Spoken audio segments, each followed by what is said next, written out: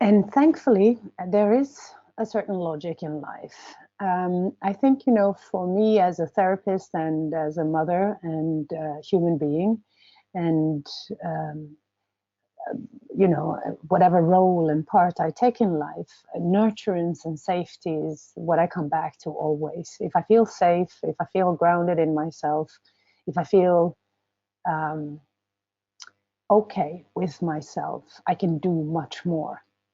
I can do much more. My consciousness can arise to a level where I'm not just surviving. I can function. And we know this, that the principle of nurturance and safety are very much related to Cancer Capricorn, both of them being yin signs, both of them being very family oriented. Cancer is safety in family and in yourself. Cancer is that point in the zodiac where you come to that I am feeling, the I like this, I like that, I prefer this, I do not want that. We start to take away what we need as opposed to what we don't need. In Gemini, the previous sign, we are experimenting and experiencing everything. That's why Geminis are known to be so incredibly curious, is that they want to have the multitude of experiences. They want to know a little bit about everything, also in order to make sure that they're safe, because knowledge is security from a Gemini perspective. But Cancer is leaving behind that external world and moving inwards. It's moving towards the self. It's moving towards knowing what is good for you and knowing what is not good for you. We often associate it with um, the digestive system. And when you look at the digestive system, the stomach, we have certain digestive processes that eliminate in the body what we need, and it keeps what we truly it eliminates what we don't need, and it keeps what we need to build and be stronger. Anything that is nourishing for us. Now, if we look at that from a psychological perspective, it doesn't, you know, it makes sense that we apply the same principle in our lives. If you have people in your life that you don't need, maybe it's, you know, a healthy response would be to not be with them.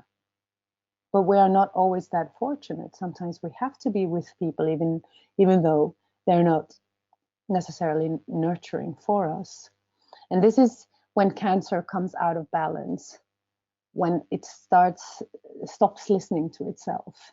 And actually, Capricorn has a lot to do with how that comes about, because Capricorn is nurturance in society on a much bigger level. If Cancer is nurturance on a micro level, Capricorn is nurturance and safety on a macro level. And that's what we're supposed to have in our society today. But just want to look out the window and you know that's not how it is. I don't think a lot of people feel safe in the hands of our leaders today and in our systems. Our jobs aren't safe. Our economy is not safe. There is something in society in itself that lacks security. And that makes for a pretty interesting study in terms of world wars and why we have wars and what we need to do after we've had wars. I can just mention as a fun fact that World War II ended with the South Node in Capricorn, for instance. And if you've studied a little bit of war and astrology, you know that Saturn is very often a great trigger for war. And Saturn is the ruler of Capricorn, and it's the fatherly love, the father, the leader. And we will see, and there's a great deal of leaders that we all know of that has South Node in Capricorn, Hitler amongst others.